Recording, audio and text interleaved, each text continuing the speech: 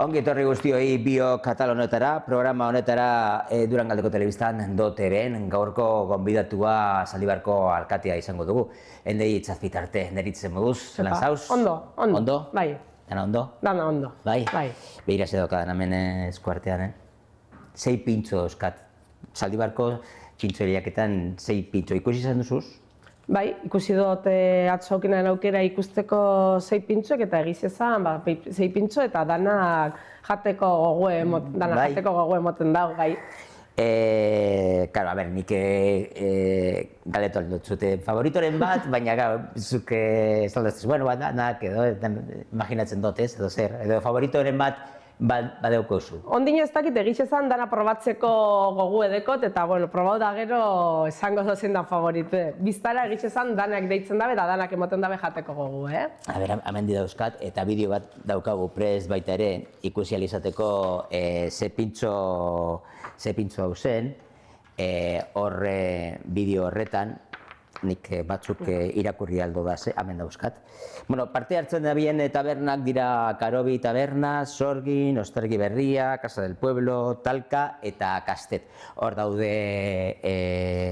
daude pintxoak, ikusten ari garen pintxoak dira, Karobi, Pampuri Bakaiao brandadas eta piperradas betea, Sorgin, Txipiroi dintazko giba hoa, Otarraizka kuruzkariz guakames, kimtzi maionesaz betea, Ostargi, ogi oinarria patata puriarekin, ogi aragi bola gizatuarekin, gazta gratinatuarekin eta piper esentziarekin, Casa del Pueblo patata bete kubata ratzal aragi zeateorekin eta piper gorriarekin, Talka, Ostorea, hau da luzie da, Talkaren da luzie, Ostorea hauntz gaztaren kremarekin, irugierrarekin, aranekin, maspasekin, intxaurrekin, pistatxoekin, tipularekin eta tomate deshidratatuarekin, eta Kastet, azkenik, ez bat atranka, hori bai galdetu behar dut ziren noz baita berzergaitik edo nondi datorrein esan hau, ez bat antraka, butter chicken, kaneloia, besamel, saltzarekin, errefou txiki ospindu, mikrobote eta limarekin bukatua.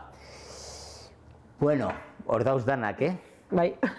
Ostegun horretan hasi eta datorren igandera arte aukera izango dau jendeak probatzeko, joan alizateko, giro ona izaten da normalian, ez? Beste, hau 3. aldia da, baina... Bai, egiz izan 3. edizioa da, lehoko edizioa 2019 urtean egin zan. Zugaz, ez? Zugaz, nire, bai, 2019an egin zkena, gero COVID garaian ezan egin ezebez, eta aurreko urtean barriro hartu ginen, eta egiz ezan, jente asko hurbiltzen da, eta giro oso politxe sortzen da Zaldibarren, ostegunetik domekara egiz ezan Durangaldeko jentie aurreratzen da eta giro politxe egoten da. Pena bada aurreko urtien 7 taberna izan ziren, aurten 6... Bai, justo bat taberna batzuk urte honetan itzien dabez, eta bat gutxi hau lehiaketan batek gutxi hau parte hartzen da.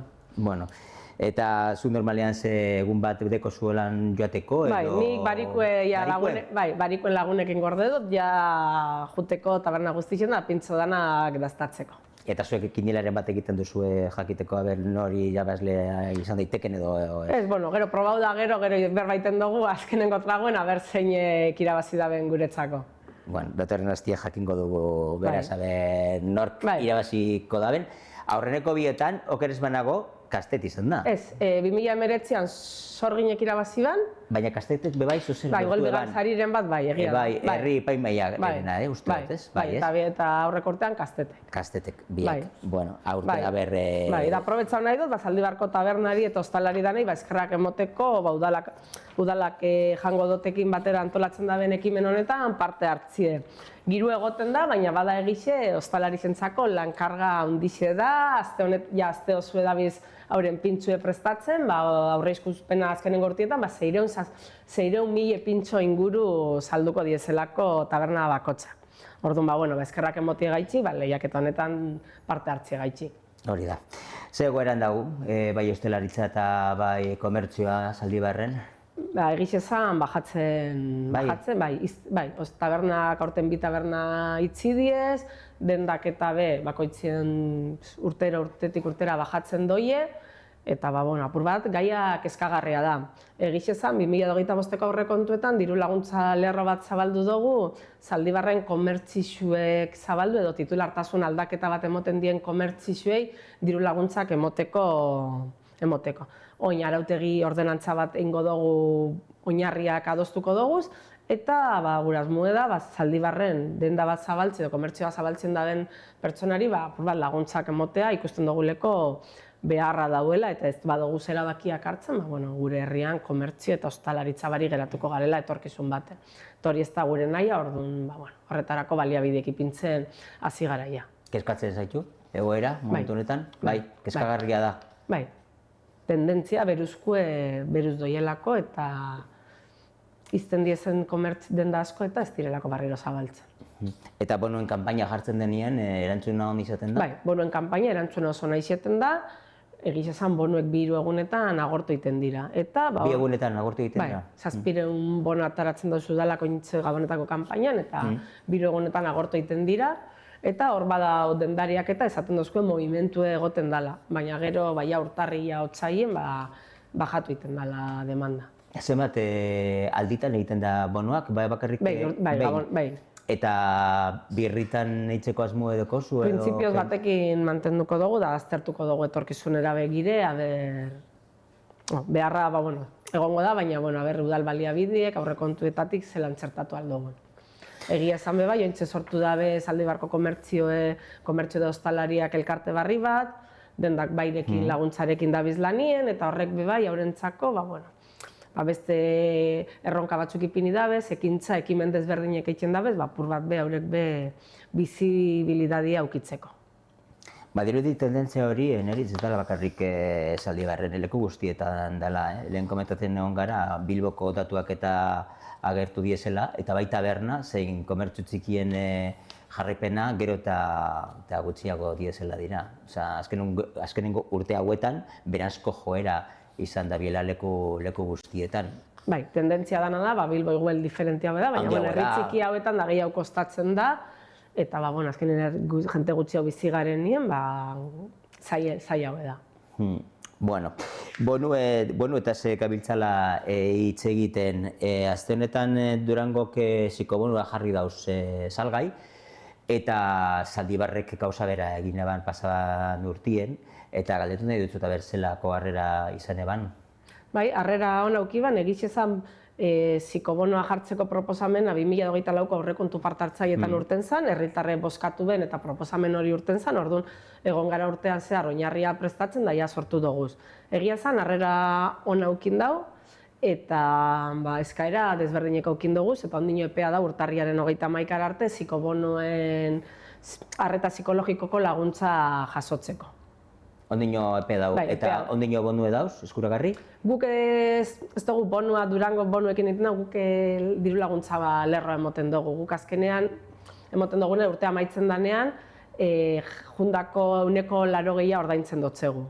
Guk egiten duzu urte osoko azuk ordaintzen dozu, eta gero guk urtea amaieran diru kopuru hori buelta baitotzugu diru laguntza bezala.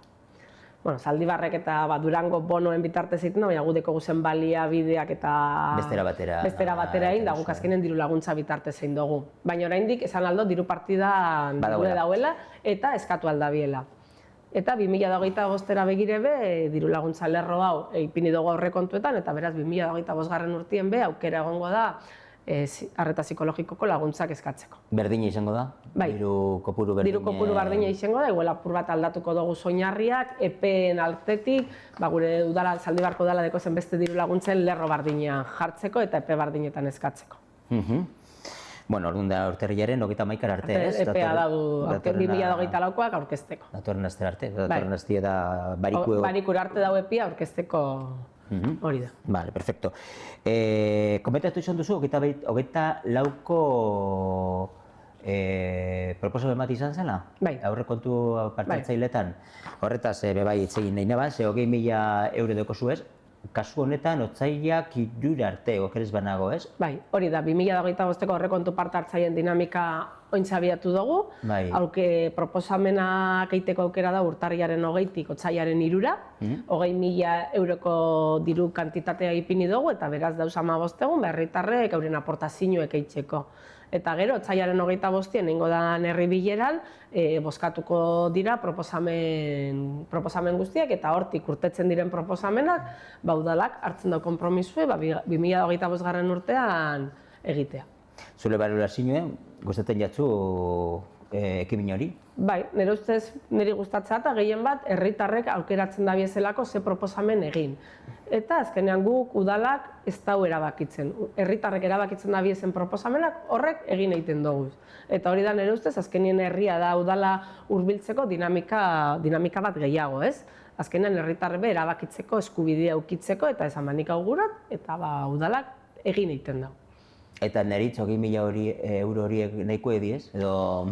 Bueno, nahi izango zeun gehiago izatea. Neri gehiago guztauko eta nizeti eta aurrekontuak bestera batera, baina egiz esan, zaldi beharko udalak dekon aurrekontua, deko zen baliabide ekonomikuek, ez dakit urriak edo begiratzen behar dozuz proiektu estrategikoetan eta daren artean oreka balortu behar dozu, askotan kosta egiten da oreka hori lortzea. Bueno, otsaiak Sanpla segundera arte, ez? Bai, Sanpla segundera arte aukera dago jenteak eta aurkeztu ahal izateko bere proposamenak, gero imaginatzen dut, gero ikertuko dibizela eta 25ean, otsailaren 25ean, batzarra egingo duzue, boskatzeko? Bai. Aurrera eraman daitezken proiektuak, imaginatzen dut? Udal eskumena diezenak, 20.000 euro barruen sartute dauzenak, eta horrez hartuko dugu, gero egia zen, herri batzarra baino lehenago zerrendatuko dugu ze proposamen jungo diezen bozkatzera, jentie etxetik hauren etxeko lanak eruteko edo jakitzeko zer bozkatu aldan edo zer ez. Eta izen lehik ezuk ezeineko aportazio bat bozkatzea be bai, orduan edo zein herritarre parte hartu alda hau bozketan. Jentie juten da, loko batzarretara eta? Bai, jentie... Parte hartzen da, jentia? Bai, aurreko urtekoa, azken urtekoa oso arrakasta handia okiban da, herritar bastante parte hartu ben. Batzarra nori izango da? Batzarra liburutegi zarri. Horregaitik lotu nahi neban horregaz, zelan dago proiektu hori? Ja amaitxute dau. Amaitxute dau, ja. Lau gauzatxo, ez dau zabalik oraindik, lau gauza faltaiakuz, baina amaitute dau eta nik uste dut pelagurrean zabaldu izango dugule. Bai, ikusteko dagoa daukat. Bai, egiz esan oso politxe geratu da, behar ginun. Bai. Azkenean momentu honetan Zaldibarrek ezteko kulturretxerik, ezteko gela bat, edozein ekintza egiteko egiten ginen liburutegi zarrien, baina zeuen ondo egokituta, eta beraz, obra honekin gelatzukun geratu da, edozein ekintza nahi badugu antzerki, hitzaldi, bilera bat, nik uste dut oso ondo geratuko dela, nik uste dut herritarrek eskertuko da biela. Erabilera anitzeko leku bat izango da, ezta? Bai. Behar ban, Bueno, ondo zegoen, baina zahartute gelditu zan. Bai, hori zan liburutegi zahar bat, liburutegi aldatu zanien, geratu zan lokala hor, egin zan mantenimentu txiki batzuk, baina egiz ezan urtetik urtera ez da inezebez, erabilera asko euken eta momentu egokia topau dugu eiteko, egiz ezan Bizkaiko Foru Aldundiak diru laguntza eman dozku, uneko 30 Bizkaiko Foru Aldundiren diru laguntzak egin dugu obra hau, eta eskertzeko da udalerri txikiek, olako proiektu txikiak edo obra txikiak inalizeteko diru laguntzak aukitzea. Zenbateko aurrekontua izan du proiektu honek? Uztot, 1.000 inguruko... 1.000 inguru? Bai. Hori Zaldibarko udal baterako, imaginatzen dute importantea dela. Importantea da, bai. Hortik bazkenien uneko 30.000 euro, 40.000 euro inguru diputazioak eman dozku da guretzako oso garrantzitsua da. No zabaltzeko asmo edeko zue? Nik espero dut otsaila hasierarako kiko dugu. Otsaila hasierarako. Bai, otsaila. Bai, gabiz azkenengo, bai. Eta hor, edozein elkartek erabili ahal izango dau? Zaldibarko edozein elkartek edo erabili ahal izango dau? Bai, Zaldibarko edozein elkartek, bilera diferentiek egiten dugu, udalak bere ekintzak eta behan egiten dauz, eta bai. Bueno, lehen arte bai erabili esan da, ez? Bai, hori da, bai. Erabilera bardine mantenduko dutzago, baina egiz esan, ekintza batzuk egiteko egune egokiagoa eta erosoago sentituko gazen gune bat izango da. Bueno, etzailean ikusteko gogoarekin gauz, zelan gelditu dan. Bueno, eta hor, esan duzu, aipatu duzu, kulturetzea ez daukala Zaldibarrek, baina proiektua bai. Ez? Baina astiro dijoan proiektu bat da. Zelan dau? Bai, gu proiektu eia onartute dau, Zaldibarko udalak proiektu hori onartuta dau plenotik. Orain gabiz, Bizkaiko Foru Aldundiarekin finantziazioari buruz hitz egiten. Azkenien, 3 milioiko proiektu bada, kontuten okin behar dugu Zaldibarko udalak momentu honetan 3.007.000 euroko aurrekontua deko, orduan da urtebeteko aurrekontua proiektua. Orduan, apurra Bizkaiko Foru Aldundiak ekonomikoa, finantziazio berak kontrolatzen dozku, eta barau batzuk ipiniko dozkuz, finantziazio esterna lortzeko zelan egin, gudekogun remanentie zelan erabili, pur bat gabiz negoziazioek haurekin, haurek gomendatu edo aholkatzeko zelan egin behar dugun finantziazioe lortzea. Eta bai oso argi deko eta zierati zabali deko gule diru laguntzak edo beste finantziazio esterno batzuk lortzeko, eta hor gabiz, Europako diru laguntzetatik, edo beste gobernu, edo beste erakunde publiko batzuk hartzen da biezen diru laguntzak, aztertzen, zaldi proiektua hau txertatzen den diru laguntzetan. Aztertzen zabizi, baina oraindik ez daukazue inolako... Ez tozko koinzidu lako diru laguntza linea bat zabali dauenik. Baina, aztertzen bagabiz da begiratzen dugu. Momentu honetan etxean zeu egoeran dago? Zeu egoera txarrean zegoen? Eraikinaren, teiatuek endute dekogu eraikin printzipalari, hori, bai, egiz esan egin obre, teiatu ez dutzagu barriro jarri, gero obra eraberritzea hipoteka ingo da belako, teiatu barria ipintzen badugu, obra hori goikaldetik egin behar dalako, baina orduan bai, 2025 urtean espero dugu ja urratsak emoten aztea, ez dakit obra zita, baina ja 25-26 hasieran egon beharko da. Zer nahiko zaunke urte honetan eitie? Ze aurrera pausuek emotie? Bentsat, obra azteko fasean apur bat finantziazio lortu, lizitazio prozesue abiatu, eta apur bat ja 25 mailan 26 hasieran obra kasita gotea. Proiektu hau zuek hasi zineten, EH Bildun moduan, okeres banago, ez? Aurreko legegintzaldian, ez dakiz zenbakarren urtien izan zen, gero gelditu egin zen, ostelare martxan jartzeko asmoarekin, ni ez dakiten eritze, nahiko zeunken ikusti zabalik Zaldibarko kulturetzie.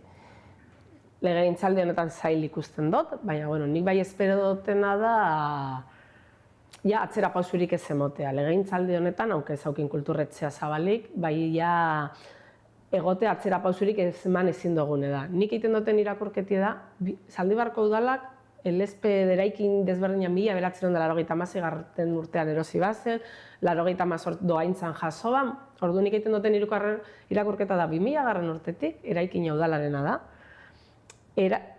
Erabaki desberdin egaitik edo, desberdin egaitik Zaldibarrak ez teko kulturretxeriko. 24 urte pasau dira, eta alderdi politiko desberdin edeko guzen iritzi egaitik edo beste egaitik ez teko kulturretxerik. Eta nik usten dut jada badala momentua, danok dakigu Zaldibarra kulturretxe bat behar dabela, eta behar dugu herritarrak ez eskatzen dozkue kulturaz gozatu behar dabe, gune egoki baten gure dabe gozatu, leku egoki baten, liburutegiak barria dekogu ia, baina gizartaren beharrak aldatzen doi ez da gure liburutegia, beste behar batzuk dekoz gaur egun, eta beraz nik ikitu duten irakorketia da, nahiku eta itzaron dugule Zaldibartarrok kulturretxe bat aukitzeko. Orduan nire planteamentu egiten dugune da, horregaitik azinen legegintzaldi hasieran kulturretxien proiektuaz mai gainen, atzera pausurik ez ematea, eta ez bada legegintzaldi honetan hurrengoan Zaldibarko herriak aukitze kulturretxe bat.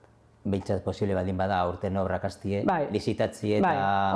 Hor obrak hasten dugu zen momentuen atzera pausurik oso zailak izango dira atzera pausuak ematea. Horra eramango zan liburutegi zebe bai? Bai. Eta liburutegi zen dagoen lekuen? Ondin oztogu erabaki, proposamen elkarte batzun, proposamen desberdinek jaso doguz, eta egitxezan kulturretzaren proiektuak alean azaltzen egon ginen egunetan, berritar batzuk urreratu ziren esaten, eta urutzi geratzen den liburutegiaz gogoratu gure. Nitaz edo gutaz edo dena dagoa, ez? Zer, metro karratu, ez dakizen metro karratu, baina... Eredu, esango dut, ez? Nagusien etxea, Zaldibarko udalak nagusien etxea, leloko solairu baten deko. Orduan, gure erabiltzaien nagusi guztiak, igo gaioa zibili behar dira, igo da bajatu, horrek, daurek eskatzen dozkue, normala moduen nagusien etxe bat egotea kalearen altura. Ez ibili behar izate, da hori dauren proposamen bat, eta egia esan, niri proposamena helarazioazten nien asko guztabatan, eta egoki ikusi nabel. Edalako herri erdigunien dau, irisgarria da, kale udaletxe plaza albo inguru horretan, egiz esan, hauren lan nagusiek egiten daben lan guztiari be, beste rekonozimendu baten mongotzen, eta nik uste herrira gehiago hurbilduko zala nagusien etxea. Hori da, ez dakite ingo da, baina bada proposamen bat, helarazio eskuena, da nik niri gustabatana. Ideia bat Eta izan egize da, daiteke. eskertzen da, ni bizin hori ez neukena, kalean egote horrek, eta harremanak eitea herritarrekin, beti zoze positiboa jasotzen dugule. Ikusiko dugu, zenbateko aurrekontua esan duzu Zaldibarrek daukala? Hoi moment, aurten hartu dugu 3.000 eta 7.000 3 euro. milioi. Bai. Vale, esan duzu, karo, kulturetxearen aurrekontua 3 milioikoa dela, ez? 3.000.000 da 1.000 uste zala, bai. Bueno, eske proiektu eta hitz egitea nahiko nuke, eta karo, hor eskola kooperatiba bai, hor tartean dago, ez dakiz zenbateko aurrekontua dauka, eta aurten ingoan gauza badan, ez? Bai, eskolako jolastokiaren proiektua, 250.000 euroko diru partida bat dekogu, 2024 urtetik datorrena, esan aldogune da, errealitate bihurtzeko pasu bat aurrera goiezela, proiektue onartute dau, lizitazioa momentu enpresek lizitazioa aurkeztu aldira. Zabali dau momentu honetan? Bai, zabali dau, proiektuen hartute zabali dau, eta aprobetsauko dut bebai, datorren astelenien, otsailaren 27an, 6:30 bilera ireki bat ingo dugula herritarrekin proiektu hori azaltzeko.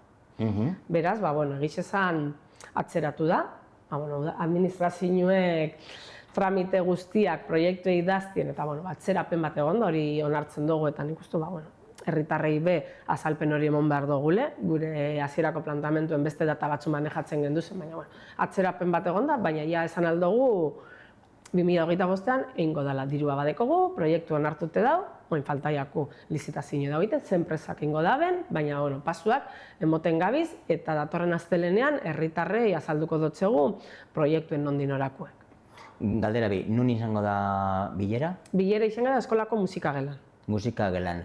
Eta beste galdera bat, hau nostik datorren proiektua da? Ze hau be... Honek be urte asko da, Bai, hau 2018 urtien, gu gobernuen egon ginela, konturatu ginen, eskola komunitate guztiarekin, Zaldibarko eskolako patioa txiki geratu dela.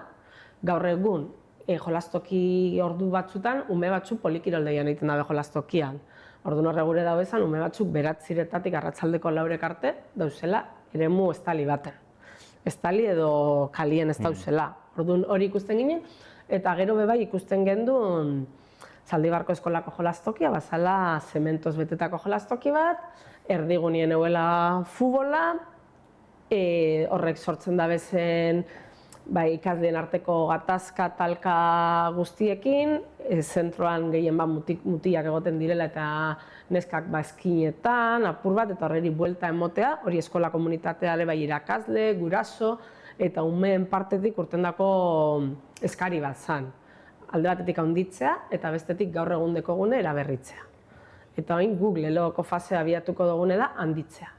Eskola alboan dagoen berdegune baten, patioa handitzea, eta gero hori lehoko fasean sartzen dugu, eta bigarren fase, edo hirugarren fase desberdinetan, egingo zen gaur egungo jolastokia eraberritzea.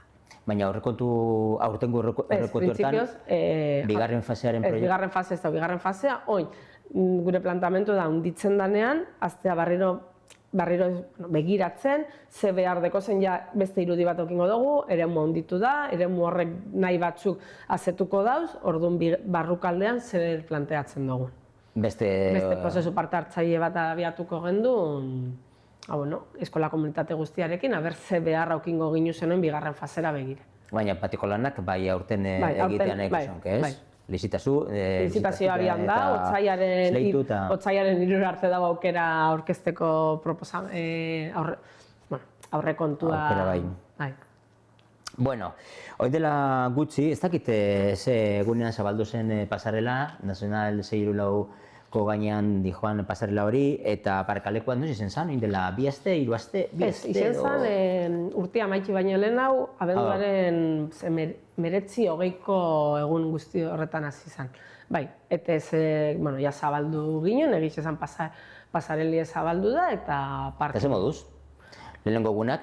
Ondo, egiz esan, pasarela, eguzkialde da bizilagun batzuk hauzuetatik pasarela erabiltzen dabe, beharrezkue azkenin irisgarri aldetik eta oso horrek herrigunarekin lotzeko proiektu beharrezko bat zan, eta gizan parkine, parkine be lehoko egunetik kotxie dauz eta movimentu nahi kotxo dauz. Bai, oza, gustora. Bai, egia da parkinari begire oin be bai, eskaera batzu dekoguz, argiztapena, besti, eta hori egiz esan, orain laster argiztatuko dugu parkine gehiago, eskaera desberdinek egon diezelako. Zure gustoko proiektuak izan dira, Eneritz? Hau proiektua aurreko legegintzalditik dator, gu aurreko urtean oposizioan nire kasuan EH Bilduk guazten iduen ginen, proiektu honen zati batekin alde geundelako, da beste zati batekin ez geundelako alde. Hori onartzera, baina bai egiz esan, guk hasieratik parkinarekin ados egongaz, eta bai ados egongaz, trenbidearen pasagunea egitea. Guk EH Bildu nahi ikusten ginen gehiago, Nazional C34 egin behar zen, Nazional C34 zebrabide bat egon da azpiti, ikusten ginen ez zela beharrezkoa pasabide hori egiteko. Aurrekoek, udal gobernu aurreko legegintzaldian erabaki izan beharrezko ezala, egin zen. Beraz, nik aurreko legegintzaldian azten egin ginen, proiektuarekin gauza batzutan ados geundelako, da ez da txukin ez. Baina, egiz esan, erabiltzen da, jentiek ezkertu dau, auzo horretan bizi izan jentientzako erasotasune eta erregunearekin lotura ibiltzen oso bizkor lortu aldabena, lehen bakotzea gehiago erabiltzen ebien. Buelta gehiago monbaroelako doin, errezago da. Errepide horren gainean bai proiektu desberdinak egon dira, nik ez dakiz zelan dagoen momentu honetan hori? Bai, egiz esan ja Bizkaiko Foru Aldundiarekin, goiez 2000 da, 15 edo, Tralmadodek Trafikue Nazional C34an, egiz esan Durangaldo zuen Jurreta, Abadiño, Berriz dana egin dau, Zaldibarrera arte, eta orduan Zaldibarko fazie geratzen da. Bai, diputazioekin harremanak aukin dugu, asmoedeko egiteko, baina oraindik ez dugu jaso era ofizialean noiz egingo da. Guk bai eskatu txagu egiteko, porque goiez urtetik urtera, eta obra hau ez da egiten, eta egiz esan Nazional C34ak Zaldibarko herria bitan zatitzen dago. Horrek ekartzen da ben, kotxek abiaduratan pasatzen diren, eta bai ikusten dugu, zebrabide batzuk, abiadura moteltzeko tresna desberdinak hartu behar direla, eta eitien nik gu badekogu, da gu Bizkaiko Foru Aldundiarekin harremanetan gauz, baina oraindik ez dozkue jakinarazi noiz egingo da bidea. Rotondaren bat ere?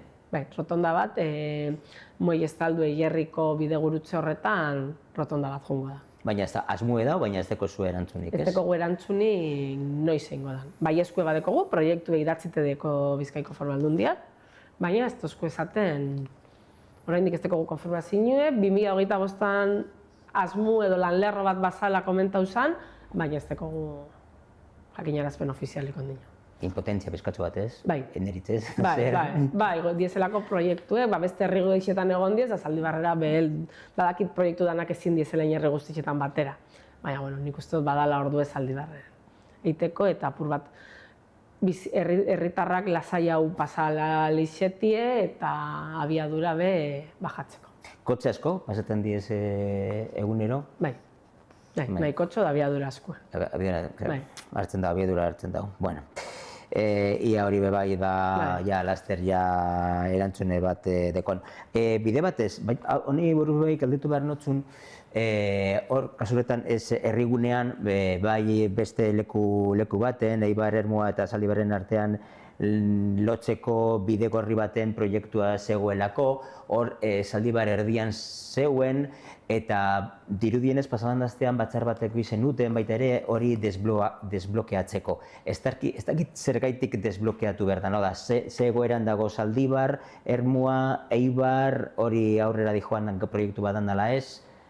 Bai, horregia da 2022 urtetik datorrau, Bizkaiko Foru Aldundiak errepide horren tramoaren titulartasuna Zaldibarko udalari emoten dio, eta emoten dutza titulartasuna eta milioi bateko ekarpen bat emoten dutza obra hori egiteko. Baina, gu Zaldibarko udalak erabakitzen da momentu horretan egitea nazional bide hori eta bebai aprobetxatzeko obra guzti hori egin behar danean Iburrerrekako poligonorako sarrera hobetzea beharrezko edalako bidegurutze hori ez dauelako ondo. Eta orduan horrazten da Zaldibarko udala, Ermu eta Eibarko udalekin negoziazioan, ikusten duguleko zona horretan Ermuko eta Ibarko biztanleak ibiltzen dizela egunerokotasunean 85%. Zaldibarkoak ez hainbeste? Ez hainbeste, azkenien Zaldibarko, bai, 3 auzo dekogu zor, Zaiabente, Olarreaga, Daitzaga bai, baina oso biztanle gutxiko auzoek diez eta oso gutxik erabiliko dabela. Baina bai kontziente gara Zaldibarko terrenu edala eta Iburrerrekako poligonoa be Zaldibarko lurretan dauela eraikita. Orduan, badeko gule asmo bat. Guk ze ikusten dugu, gutxi gorara proiektua da, 1.200.000, 1.500.000 eurokoa. Zaldibarko udala da 3 udalerrietatik txikiena. Baliabide tekniko gutxien dekozena langileen aldetik. Baliabide ekonomiko gutxien dekona bebai. Beraz, guk ikusten gendun, guk herri egunean, edo Zaldibarren dekogu zela proiektu estrategiko batzuk, proiektu horretan sartuko baginen, gure proiektu estrategikoek, kulturretxea, eskolako jolaztokia, geratu halko zirela stand-by proiektu horretan.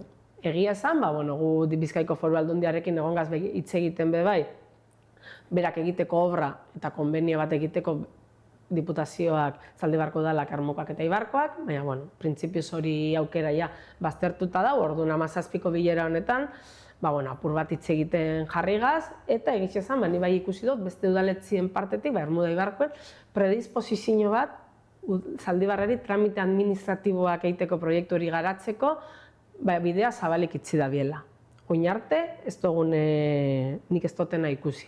Beraz, bilera hori haukin ginen, geratu ginen gure udaletxe bakotxa bere langileekin, bere teknikariekin hitz egiteko, zelan engloba baldogun hori dana, beste udaletxe batek obra guztia lideratziena. Eta horretan geratu ginen, egiz esan, predispozizioa badau, lanerako bidiek jarri ginu zen, eta bada realitate bat, udaletxe bakotzak bere helburu egaitik, gure dau proiektua horrera jutea, eta nik usten dut, danok hori argi aukine, saiatuko garela, irten bide bat topatzen. Zenbat jarri behar dau, Zaldibarrek obra hori egitagaitik? Zaldibarko udalak datuek apur bat ez dakiaz, baina aurreikuspena da, konbenio bat, aurreko legintzaldiko konbenio bat da, izango zen 40 Ermuk, 40 Ibar, eta Zaldibarrek 120. Baina, Zaldibarko udalak lurzaiak, guk Zaldibarko udalak lurzaiak erosi beharko bazen. Eta momentu honetan zeinenak diez lurzaiak? Enpresa pribatuenak. Pribatuenak. Eta orduan guk erosi beharko gendu zen, gure Zaldibar dalako, baina azkenean gutxi gora bera, gure horrekuspena bat, azkenean 3 udalerrik diru kopuru antzerako ipiniko dugule. Oin, lehen datu batzu manejatzen ziren, 250.000 euro ipini beharko gendu zela udaletxe bakotxa. Oin, proiektue zifra gehiagiz esan dauen inflazioaz eta, proiektu bat gaur kalkulatzozu ekonomikamente, eta hilabetera, diru ekonomikoki aurrekontu handiagoa edabiliziete. Baina, hori da, manejatzen dugu zen datuek, ez dira datu reala gaur egun, baina gutxi gora bera planteatzen zen 400.000 euro inguru ipini beharko bala udaletxe bako. Eta bilera ondo joan zen, pasan azteko bilera ondo joan zen. Bai, predisposizio bat ikusi dugu, bentsat... Orain arte ez duzuna ikusi? Hori da, ez dutena ikusi, egiz esan aurreko legintzalditik datorren proiektu bada, badakita aurreko legintzaldean gogorra izen zala negoziazioa, nire kasuen ondo junda, ni bigarren bilera bat aukin dugu, lehenoko bilera bat aukin ginen ustut 2023 urtien, eta aukin dugu beste bat, eta egiz esan, ikusi naben jarrera zen laguntzeko, guk laguntza eskatu duguleko, guk ikusten dutelako behar dugule, eta beste udaletxiek ikusi gure da proiektua aurrera egitea, orduan prestutasun gehiago laguntzeko.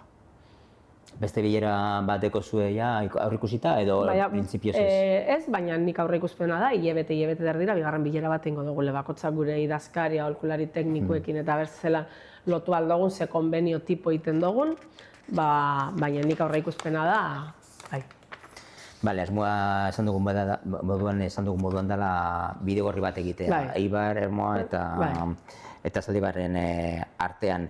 Hemen daukat, ja beste gauz batzuetaz hitz egiten gauzela, Osakidetzari buruz bai hitz egitea neko neban, ze notizia izan zen, albiste izan zen, indela hilabete batzuk, mediko gabe zegoelako, baina hori konponduta dago, konponduko bidean, edo zelan dago momentu honetan? Bai, oporretatik bueltan, abuztutik bueltan, niri helarazi ozten zen herritarrak, ez da un medikuri, jarri nintzen osasun saileko arduradunekin harremanetan, eta onartu zuten ez genunkela medikorik. Hasieran bi esatuzkoen mediku barik, gainera Zaldibartarri elorrixora bideratzen dozkuen, jakin ez tekogule garraio publiko zuzenik, eta bordun hor, herritarren artean azerria sortu zen, eta normala iruditzen jata. Eta, guk apur bat, Osakidetzakin harremanak aukin gendu zen, eta egiz ezan, bi ezien izen, baina, mediku barik egon ginen izen 3 aste hilabete, eta gero bat hasi izan, da gero momentu honetan, bi mediku edekoguz. Momentu honetan bi dauz? Bi dekoguz, gero kontziente izen da, oporraldiak dato zenien edo baja dato zenien, gutxiago goten dizela, baina momentu honetan bi dekoguz. Eta ondo? Bai. Printzipioz ez dago ja problemarik, ez? Printzipioz ez dago. Osasun zentroa dagoen lekuan, hor Otxerretan bebai proiektu desberdinak egon dira, hor ez dakit bebai ze proiektu edo zer neko zeunkien eitzie. Osasun zentroen egoera Zaldibarko osasun zentro txikia da eta sartute geratuako. Nik uste dut gaur egun zerbitzu duin bat emoteko eraikin ez dauela prest. Da guk osasun aurreko gobernuekoekin, osasun sailekoekin bilera ukin ginen, eta hori realidadi onartu dozkuen esaten, Zaldibarko osasun zentroen aldatu beharko zala. Baina, haurek ikusten dena da, gaur egun dagoen eraikinien, ez dauzela prest, haurek politiki edala eraikin barri bat sortzea. Eraikin barri bat sortzeko, hori da udalak edo lur bat hartu eta eraikin barri bat itxea. Da orduan hor, negozioa ibili ginen hitz egiten, baina izan gobernu aldaketa sailburu aldaketa batzuk egon dira, eta oin harremanetan saiatzen gabiz oraingo osasun arduradunekin, apur bat haurek zer linea jarraitze gure dagen jakitea, eta berzelan bideratu aldogun osasun zentro duin bat aukitzeko Zaldibarren. Eraikin berri bat izan beharko litzake edo lokal bat izan daiteke? Hori aurrekoek barriz lokal lursail bat esate bien eraikin barri bat egiteko, baina nik egiz ezan, arduradunen aldaketa dauen momentuen, proiektu eta helburu ebe aldatu iten diez. Orduan, oin gure planteamentua da, ni osasun sailekoekin harremanetan nau, ze politika dekien momentu honetan, eta zer ikusten da bien Zaldibarrerako egokiena. Eta aukiko leuke Zaldibarko udalak lursailak edo? Euki, izan nahi dut? Erdigunien edo? Ni mazke Zaldibarko udalak gure realidadi bak izan Zaldibarren erdigunien dauzen terreno gehienak, Osakidetzan adiezela. Egia. Beste herri oso gutxitan pasauko dana da, baina gure kasuan, herrigunean, irisgarri, herrigunean dauen leku, Zaldibarra ezagutzen danontzako, Osakidetzan adiez. Metro karratu asko didez, gainera. Eta, hori da guk, mai gainean ipintzea gorotzagun Osakidetzari, esati ezke, zuen lorra deko zuez, erdiguneako libre dauzen terrenuen eguneko zandiba, zuen adiez. Eta hori da, guk Osakidetzari planteauko dutzagun egitxe da, oso herri gutxi dekiela hori realidadia. Aukera izan daiteke, aukera hon bat izan daiteke Zaldibarrerako, ez? Hori da. Ez dela guk udalak ez tekoz, eta herrigunien oso terreno gutxi dut, gure dugu herrigunean egotea, irisgarria izetie, logik, osasun zentro baterako. Eta guk hori da Osakidetzari planteatzera nahi dotzagune, eta horraz aztie baitze egiten. Aber haurek zelan ikusten da bien. Eta momentu honetan osasun zentroa dagoen erekin horregaz, zen nahiko zeunki eitzie? Asmue bai edo zer, mantentzie, hori mantendu behar da, historikoki hori mantendu behar da. Nik uste guretzako Zaldibarko historiaren parte bada, lehenko balneari zuena, hotela, horrek azkenean historia bat deko gure herrian eta guretzako mantendu behar da. Guretzako proiektu desberdinek egon aldiez hor sartute, baina bai ikusten dugu, etxe bizitza zaiakin, eguneko zentroa, badeko zela ongizateari begirako proiektu desberdinek albidetuko egon zuenak beste erakunde batzukin elkarlanien. Azkeneko galdera bururatu eta freskoena, kapilan freskoena zelan dago?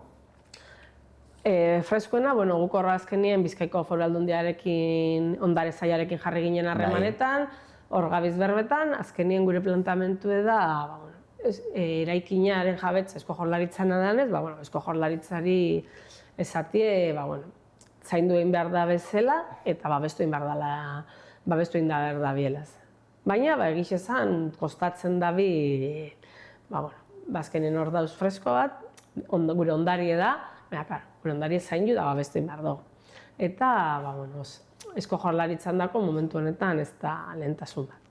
Baina bai gure dugu hori be, mai gainen ipintzie, deko guzelako pintura batzuk oso garrantzitsu ediezenako, eta ez badugu zaintzen ondoratu ingo diezenak.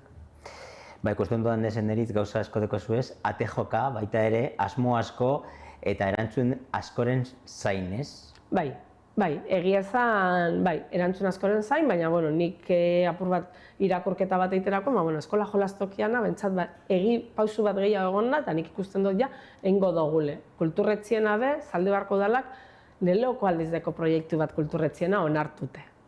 Pasu egoiez, astiro administrazioko tempusek oso astiruek diez, baina, nik uste lanien jarraitzen dugu zela, eta gure helburuekin goiezela horrela eskolako jolastokiaren ametsa egi bihurtzeko bidien gauz. Ibilbide luze bat aukingo dau, fase desberdineko aukingo dauz, baina horrela pasuek emoten gabiz. Eta kulturretzien arire be, bentsat ja udalak, lehenoko aldiz bere bizitzan edo proiektu bat onartute deko. Beraz, goiez astiro, eta gero ebai adargi dekot, beste erakundiekin, Bizkaiko Foru Aldundiakin, beste Ermuda Ibarko udaletxekin, elkarlanien beste erakunde askokin be, dauzen proiektuek, apur bat egingarria diezela da eitzen jungo garela, Zaldibarko herritarren ongizati eta bizikalitatie hobetzeko. Bale, gogoratu datorren astelenien, okerez banago, bilera bat egongo dela, hilako 27 sortutan. Zeiterrietan, eskolako musika gelan, apur bat, urte asko entzuk ezazu, 2018 doie eskola komunitatea, gurasoek, sinadura, mobilizazio desberdinekin egiteko proiektu hau, proiektu badau, badekogu zirudixek, badekogu dirue, orduan nik usten dut badoiela aurrera, eta apur bat gentiekin konpartitzie gure dugu, urte zaiak isen diez, ez zienak lortzen proiektu, orduan oin momentuen herritarrekin azaldu, hauren kezkak eta proposamena jasotzeko. Oso ondo, datorren astean niri zuzen ere egongo gara, jakiteko aber nori irazi den pintxo lehiaketa. Ez dakit, kero galdetuko dut eta bere kamaren kanpo, eta berze kinilak eitz dozu zen. Eskerrik asko eneritz, momentu honegaitik, eta errepaso matagaitik, ze proiektu asko dekozu estartien, eta ikusiko dugu aurten zelan den dihoazten, eta komentetan egongo gara baita ere, informatzen egongo gara horretaz baita ere. Eskerrik asko zuei, Zaldibarko kezkak eta albiztiek entzutie gaitxik, eta dan hori proposatzie, Zaldibarren asteburu honetan pintxo lehiaketa egongo da, etortzeko gure herrixe ezagutzera, ikustera, eta giro ona egongo dela esati. Hori da. Eta gainera, guraldi txarra ez dago ingo, así que, perfecto. Karobi Taberna, Sorgi, Nostargi, Casa del Pueblo, Talka eta Kastet. Neritz, bitarte, Zaldibarko alkate, eskerrik asko. Eskerrik asko zuei. Zuei ere esker mila eta horrengo arte.